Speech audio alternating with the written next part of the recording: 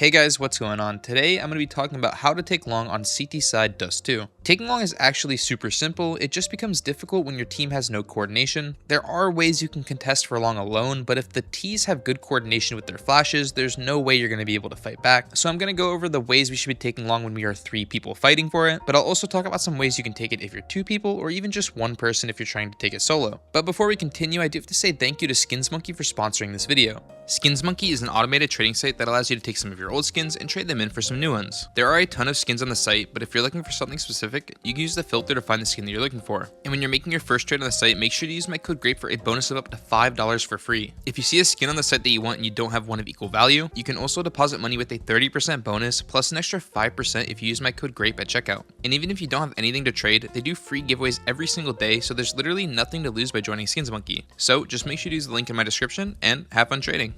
Alright, so the first thing we need to know is what the Ts are going to be doing. Obviously, for the Ts to get out long, they're going to have to come through this door. So we're going to have to throw some utility at this door so we can swing and take long space. And then once they're getting out to the door, they're either going to scale close to us and try and swing us, or they're going to scale out this way to the blue bin, wait here for some more flashes, and then fight late. Ts will also sometimes throw a corner smoke like this, so that once they're out long, they can swing around their corner smoke, or just play behind it waiting for us to swing. Now that we know what the Ts are going to do to take long quick, we need to know what utility we need to throw. Now what most people learn is that mauling the doors is what you should be doing, and while this molly is not bad, I know I kind of clickbaited in the thumbnail saying it was, it's just not the best thing we can do. Not only when you're throwing this molly are you peeking into the angle, even if you get the molly off and survive, when the Ts rush long, they're going to throw a smoke like this, and your molly is just going to be put out anyway, and now the Ts can just fight from door like this.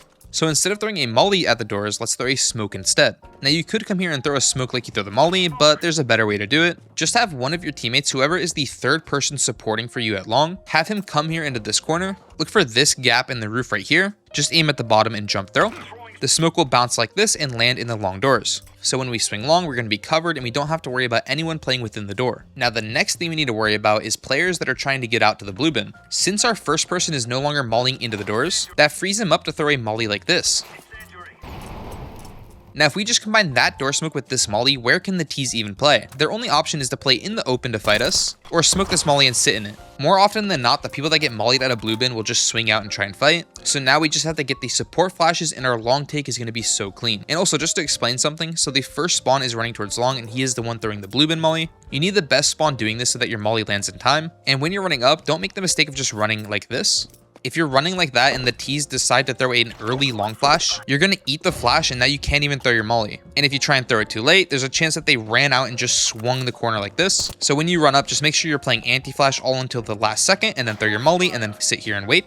The second spawn is just running up behind the first, doing the same thing, playing anti-flash. Wait for him to throw his molly and then just sit here as well. Also, when you're running up long as the first and second spawn, you can drop your flashes here at the corner so the third person has extra flashes to flash and support. And now we will wait for our third player, the support, to throw flashes above us. So now we know exactly what the first 2 roles are doing. Let's talk about the third role. Like I said, the third person is just coming here, throwing the smoke. And after that, you're going to want to come right here, stand against this corner and throw an early flash like so.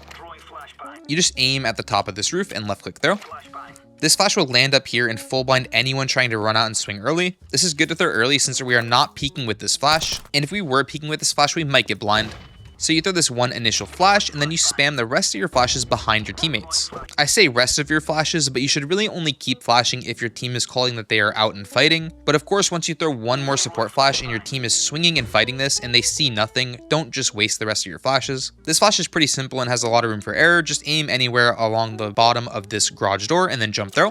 The flash will land here and blind anyone trying to run and kill your team. Then they can wait, peek with your second flash, the door will be smoked, blue bin will be mollied, and we're going to have long control. I did mention that the Ts might throw a smoke like this, and the only thing that changes when a smoke like this is thrown is that you're still going to swing and fight, but your support flasher isn't going to wait to save any of his flashes. Since you're not going to be getting the info if they're long right now, you're going to be all the way committed out behind their smoke, so you want to make sure you have these flashes behind you in case the Ts actually are scaling out and you don't know. And that's basically everything you need to know for how to take long control at the start of the round. Now let's just talk about a few things you need to know when you're playing long after you've taken control. Usually once you take long, you'll just leave one person here, and then the other 2 people who are helping you take long control are either going to go over to cat or go over to mid to fight. And it's really important you know what you're doing when you're the solo long player. Since this will be smoked, one thing we can do is try and walk over to this side of the door. Playing on this side of the door for anyone trying to come out long late can actually be pretty good. Playing on this angle can be pretty hard for them to clear, since when they walk out long late, there's so many angles they have to worry about. They're going to be clearing corner, they're going to be looking towards pit, and by the time they're looking towards pit, you're going to see them from the left. It's really awkward to come out looking this way trying to clear this side, so it's just a really nice spot you can play. You'll also be able to hear if they try and throw a late long flash to pop through the door. So if they throw any flash like this to pop out late long, it will blind you, but you will be able to hear it and turn away. But if they're smart and throw the flash from further away, you won't be able to hear it thrown. So it can be kind of risky to play this spot, but I think overall it's pretty good. Most people don't know a flash from all the way on the back of that wall, and more often than not, you're just going to get a kill on someone trying to walk out. Another nice spot you can play is actually towards pit. A nice off angle you can do is standing right here on the ledge. You just sit here holding for the long walkout. As soon as you see one and get that kill, you just immediately drop into the pit. You play your life. Hopefully you have some teammates over here who are ready to flash behind you if they walk out. Then you get that support flash, peek with it, and get more kills. There are some off angles you can play like this, but these are pretty committed. It is a nice off angle, but it really relies on you getting your kills. And if you just get one kill and die, that is not good enough for your team. You spent all this utility and time taking long control. If you just give it back to them immediately for an even trade, then that's just not worth it. But if you think you can play here and get more than one kill, then go for it. Playing here is also an option, but personally, it's not my favorite spot. This spot does not have that benefit. Even if we play here in an off angle like this, once the T's walk out and clear this and look towards pit and walk towards the corner, if they just have someone holding the corner, they can just have one person hard clearing the plat. Same thing if you're playing in the deep corner. But honestly, people do play here, so it is up to you. Just personally, I've had experience where I'm playing there and I just get hard cleared and don't even get a kill. I like playing in the closer spot like this or playing on the pit to drop after I get a kill. And yeah, I just remembered at the start of the video, I said I was going to go over how you should take long when you're 2 people or solo, but that is just very simple to go over. The first thing, if you're taking long with 2 people, the first roll who's throwing the molly is exactly the same, but the second roll just turns into the person flashing and you don't have someone going there with your teammate. It is possible, just more risky because the trades might not be there. And then of course, when you're alone, I don't recommend trying to take full long control by yourself, since you're not going to be able to throw the smoke, the molly, and support flashes for yourself. It's just not possible. But if you are in a pug and you just want to go for some kills on long, you can come here and throw a molly onto the doors like I said before, and then after that just throw a flash off of this wall, wait for it to pop, and then just peek into long. If they ran out, there's a chance that your flash gets them, but since that's your only flash, if they decide to come out late or go out to the blue bin, you're really not going to have a good chance of contesting. But yeah, that's basically all I wanted to go over in today's video. If you have any questions, you can leave a comment down below, check out my Discord, or leave a message in my Twitch chat when I'm live. I also do offer one-on-one coaching, so if you're interested in that, there is a link in the description below. But yeah, thanks for watching. I hope this video can help you in your games. See ya.